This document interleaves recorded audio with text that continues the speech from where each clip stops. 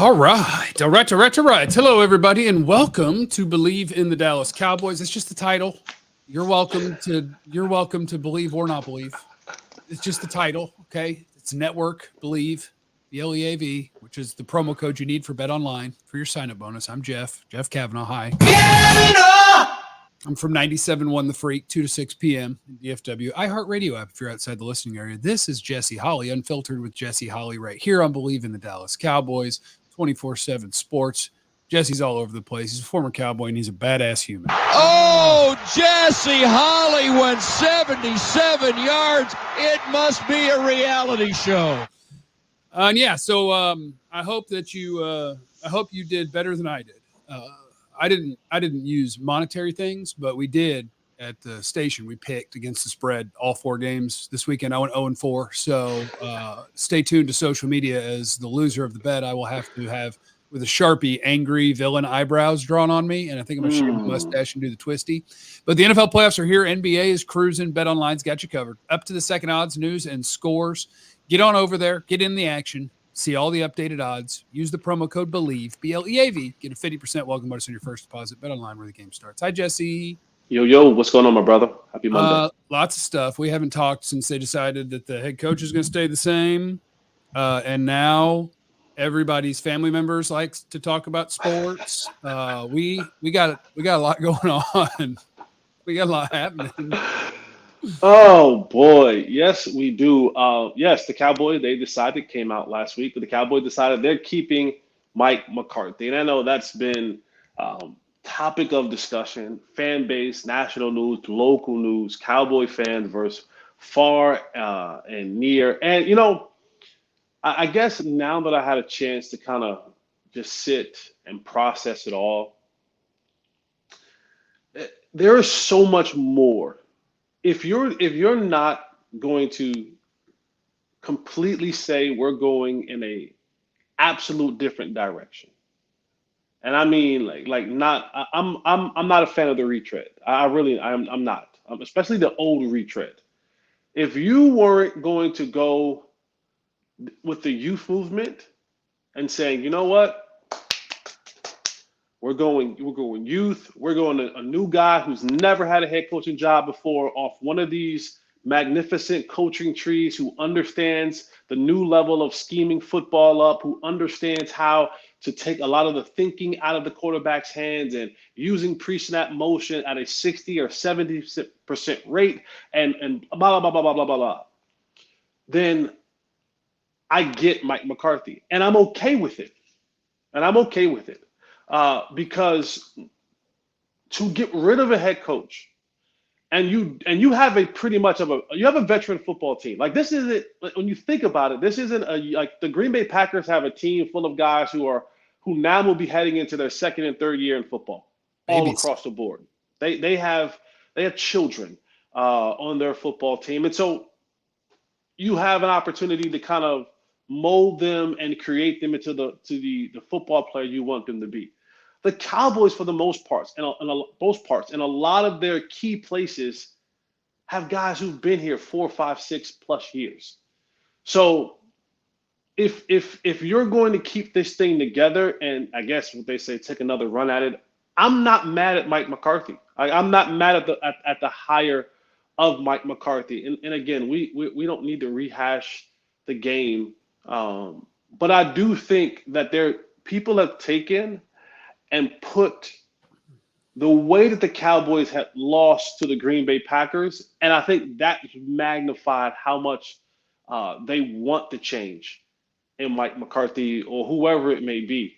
But Bill Belichick's not a good fit here. Like, Bill Belichick would be an absolute bad fit here. Jim Harbaugh, who has been a dictator for the last whatever amount of years that he was in Michigan, like, he has run things his very own. No one has told Jim Harbaugh how to do anything in Michigan for the last, what was he there, 6 years, 7 years? However long, yeah. And he was the same way in San Francisco. Like, he left San Francisco because he was tired of dealing with the front office. He was like, y'all need to get off of me. Like, these, like, we're talking about dictators, right? We're talking about guys who will come in and want complete control. I want to control the roster. Now, we've long said this about Jerry Jones when it comes to players understanding who holds the ultimate authority in a locker room.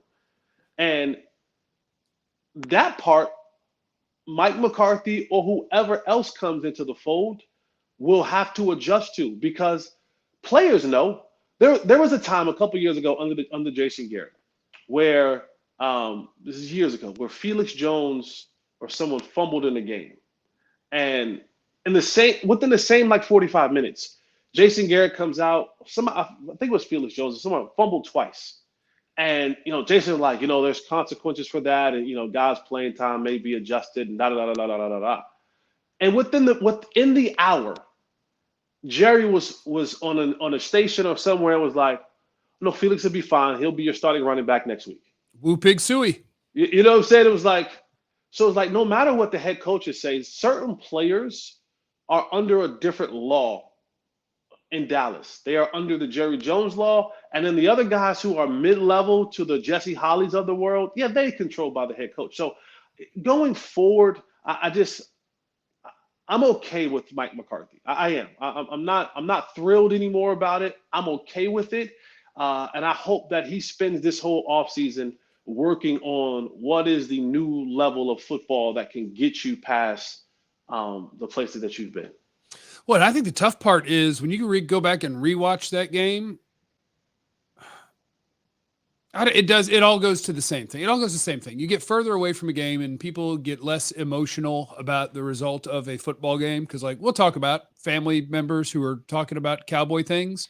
And the only reason that is a big story, I think, is because they're the exact same as every other fan. They're giant cowboy fans while the team is losing, posting things, but they're related to somebody. So then it's just like, oh my God, did you see what? And it's like, yeah, I sat with 3 friends during the game who said all the same stuff and worse because they're watching the game and they're a fan. The further I get away from it, the more the only thing I didn't like about Mike McCarthy during that loss is they went away from who they've been. Correct. He said they were playing too fast. I disagree. I think he was playing too slow. He was thinking that second down is when we were going to run all the time, and it just made you into third and long. And it's like, no, you got here because 4 and 88. That's how you got here. Dak threw it to CD and Dak threw it to Ferguson, and you didn't run the ball well. But that was part of their game plan. There's a lot of ways that game can go differently, and I'm probably more disappointed with Dan Quinn than Mike McCarthy, because I watched a lot of playoff football this weekend, and guess what? Baltimore wasn't scoring points early, and that was okay. Eventually they did, and when they did, they got to win. Mm-hmm. San Francisco didn't score a bunch of points early, but their defense allowed them to keep playing football, and then they did, and they got to win the football game. It happened over and over and over in the playoff games, and Dallas is the one team that you didn't score points early, and it was over. You didn't get a chance. RIP. I said it yesterday, and I hate even pointing it out because I'm a Dak homer or whatever, because I think he's a really good football player and he's really good at quarterback. What happened to Jalen Hurts in their playoff game, the Eagles, that's what happens when you get down by 2 or 3 scores for most quarterbacks. The idea that it got easy and none of the stuff the Cowboys offense did counts, that's not true. Think about what the Cowboys do to teams. When they get up, they get to play the way they want. They go after the quarterback, they destroy his life, and they win by 100. You don't get to come back for free. That's the quarterback doing a good job. It just didn't matter because you didn't give the offense a chance to have that make a difference. So I was actually more disappointed in Dan Quinn, and then that just takes me to, okay, but is that Dan Quinn, or is that Dan Quinn couldn't necessarily do what he wanted to do? And I'm not going to give him that excuse either. So I'm watching Kansas City and Buffalo last night. This is just going off on whatever tangent I decided I'm going with my brain because I have ADHD and don't worry about it. That's Sean right. McDermott, head coach of the Bills. The very beginning of that game, they said, yeah, they got 2 linebackers that are hurt. Sean McDermott said this is going to be the first time he's ever gone into a football game with only 4 linebackers. Cowboys had 1. Yeah. They played with 1 all year. Now, Dan Quinn, you can't have a pass because we talked about when they picked up Marquise Bell as an undrafted free agent that Dan Quinn wanted him to be like a hybrid linebacker safety. Like that's his kind of player. So you could say they ran out of guys because Overshown and Van Der Esch got hurt, but you had a trade deadline. You had the opportunity to carry more linebackers than you carried, and the version of football you thought you were going to get to play, you don't always get to play. And so like that's a Dan Quinn thing, who's now on his second head coaching interview with like 3 different teams this week. But anyway, that was just a tangent that I went on and I don't even know where it came from. Hey, Jesse. No, but you're absolutely right. I got a chance to interview Oklahoma Sooner / Baltimore Raven Mark Clayton a couple days ago, and one thing he talked about, with those Raven defenses, he said, your defense gives your quarterback a chance to be great, and not necessarily they have to win the game, but like you watched the playoff throughout this weekend, and it was the fact that a lot of these quarterbacks, like Lamar, didn't have these eye-popping numbers. He threw for 150 yards. Yes, he ran for 100 yards, but it was like the defense gave him one opportunity to make a play, right? Kansas City, his defense gave him one opportunity to make it. They gave him an opportunity to make a play. It wasn't like he had to put the game on his back. No, he was never like Patrick Mahomes never had to go full Super Saiyan mode. He was always within the realm of we can just play regular football here, guys. He didn't score in the fourth quarter. Yeah. He didn't score in the fourth quarter. I mean, they should have. They had a fumble, but like neither team scored in the fourth quarter. Sometimes your defense is allowed to play too.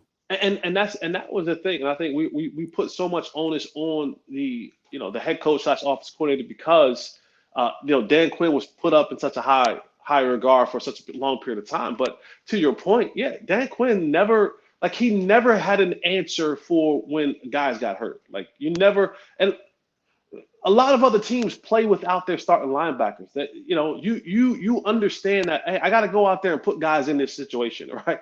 Like maybe give Rashaan, like you cannot tell me that Rashaan Evans, who was officially linebacker size, you can't tell me that Marquise Bell was a better option in the run stopping department or the run defense department, or just flat out being sheer bigger than Rashaan Evans. Like that part I won't buy. Marquise Bell is a great linebacker when you're up by 14 and they're right row. And I'm like, and especially when you get into the playoffs, I try to explain to people that things change drastically. Like you don't get the blowouts and you don't get an opportunity. No, you have to earn and fight for every inch. And if you give a team an opportunity to dominate you in a certain area, they will. They will. Who was it? Who was number 27? Was it for the Chiefs? No. Oh God, I'm drawing a blank. So a cornerback went out, and the backup number 27 came in. And they came and went right at him. Like three or four times in a row. Bang, bang, bang, bang, bang. Tampa. It was Jamel Dean went out.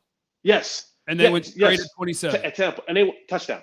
They went on 3 or 4 times in a row. Bang, bang, bang, bang, bang. Scored a touchdown. Amon-Ra touchdown. Yes. And so it's like, when you get into the playoffs, if there's an area where they think that they have a distinct advantage, they will abuse you. Like teams will just go out, fly out, and abuse you. And the Cowboys, they walked into the game. Like they walked into the Green Bay game with an absolute disadvantage. And Green Bay exploited it, and as well as other things in the back end. But yeah, I don't know. I mean, I look forward to see what the draft will look like. That's going to be key.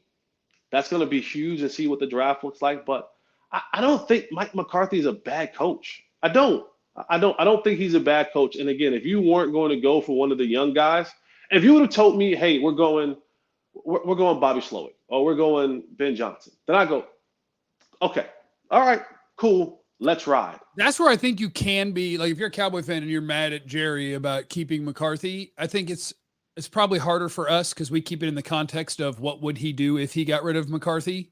And you could be mad at him because I don't think he would consider those young guys. I don't either. Like, that bothers me. I think you should. There's one other guy I think you should consider, which is, let me not get it wrong, Mike McDonald, the Ravens defensive coordinator. And I almost always want an offensive head coach, but that's because I want to run a Shanahan offense. Boy, he is slapping Shanahan offenses. The Baltimore, San Francisco got the business. Houston never got inside Baltimore's 25. If I think you've got some magic, I'll take a defensive coordinator too. It'll be rare, but he might be the one. But I guess that's why it's not like I'm not mad you kept McCarthy, because I know what you do if you don't keep McCarthy, which is it would have been some other retread who hasn't gotten the most out of Dak in his career. So it's like, okay, Yeah, that's fine. We'll see what happens. We'll run it back one time. And he's a dead man walking, which will be fun. So, like, if they're 3-3 or 3-4, he'll probably get fired right then. So just have fun. Get ready for it. We're partying. We're having a great time.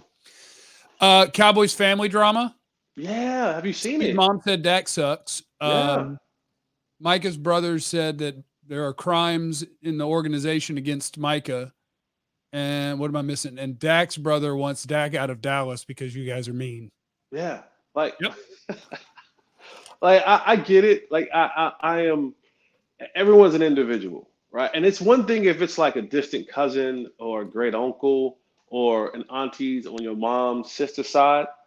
But like these situations are too close to the player for them not to have like smoke to it. And you know what I'm saying? Like when you hear CD Mom say something, when you hear, I mean, we all know, is it Tab or Tad? Tad, right? Like we've heard Tad has been very vocal, you know, behind his brother for a very long time. And then now this is the first I've ever heard of Terrence? Micah's brother. Oh, he's been around. Yeah, he's been around. He's got a podcast. Oh, yeah. Yeah. But at some point in time, you have, and these are all, here's the funny part about it. These are all guys who are speaking on behalf, not on behalf, I shouldn't say that, take that off. They're not speaking on behalf of anybody. They're speaking on behalf of themselves. But you're saying things in a moment of time where all three guys are looking to get new deals. Like you're messing up the money. Like you potentially could be messing up the bread. Now, will Michael get paid? Yes. Will CD get paid? Yes. Will Dak get paid? Yes. I love that it's the three best, most important players on the whole team. The whole team. Like, and now, like, how does that conversation look? I don't know if these guys hang out as much in the offseason. I'm sure Dak and CD will at some point in time get together and run routes together. What does that first initial conversation looks like? Because they probably aren't texting each other, right? Like, hell, these are two individuals who had a rift during the season and worked it out through the media before they finally, after 3 or 4 weeks, decided we should probably talk about this, right? And they've seen each other every single day in practice, and it took 3 or 4 weeks and these kind of subliminal messages back and forth in the media between the two of them for them to finally go, hey, let's talk. And so now they're not going to talk in the offseason. Next time they get together, that's going to be an awkward situation when they have to get there. I just feel like as family members, there should be, and let this be a cautionary tale to anyone who watches this, who have children that are getting ready to enter college or leaving college and may become a pro and may become all pro one day and the best player on their football team. Or if your kid is in high school or in college and your mom and your dad and your brother or sister, you're like an immediate family member, shut the hell up. Like shut the hell up. Please, shut the hell up. And I mean that with the most respect I possibly can, because don't make life more difficult than it has to be. I already have a job where the world gets an opportunity, those who know and do not know, to judge and critique me, right? We live in this social media world where everybody's going to say some of the most asinine things that we've ever heard in our lives. Don't give them material. Don't let it be from the mouth of my mom or my dad or my brother or my sister. Like, just don't do it. Don't do it. I'm fine. Don't mess my money up. Don't give people. Now these guys have to answer this. Like Micah has to come out and make a statement. Like, the statement is anything that Terrence Parsons Jr. says is separate from who I have to detach myself from my brotherhood of my own brother because his words may be detrimental to me and my team. Shut the hell up, please. I love it. I just love that you're going to put out a statement that says, I am me and someone else is someone else. Yeah, I mean. Here's a statement. I'm not someone else. I am me. I'll tell you stuff about me because I'm me. But it's hard not to believe because, I mean, we you assume that it came from like that. Is information come on. Like this isn't my third cousin removed. This is Tad probably, I don't know where Tad's residence is at, but I'm sure it's He's at That's Dak's house. close to Dak. I'm sure it is. I'm sure he's at Dak's house every single day. I'm sure that Micah's brother is at his house where mom cooks Sunday dinner at every single day, right? CD lives, like his family is from like Oklahoma or something like that. So like they're here. I'm sure his mom is at the crib more often than not. So while I don't know 100% sure if any one of these guys have said any one of these things that the mom or brother has said that they're said, but it sounds like this may have been a conversation that you guys were having over dinner, at the crib, on the game, like sitting in the living room, and now you're giving away family secrets, right? You're snitching, you're dry snitching on your sibling / your son. So like and it may be how you feel, but put it in the family group chat, right? Put it in that group chat. Don't put it in a place where now all of a sudden you've created a media storm and you've added friction to an already volatile situation that's happening right now in Dallas. Like we're not even in February. 2024 is off to a hellish start. We're not even in February yet, and we're already talking about beef amongst players and beef toward the organization amongst your 3 best football players who you're about to sign to be here for at least 5 more years, each of them. So it's like, whew, this thing hasn't even gotten started yet. This can get ugly. Yeah, so if you're just joining us this offseason, everyone's mad that they kept the head coach. The quarterback might wish that he were anywhere else, even though he doesn't. The wide receiver might think that the quarterback's not any good, and the pass rusher might think that the organization is out to get him. All right, let's go. 2024, baby. Draft season. Man. That's Bleav in the Dallas Cowboys.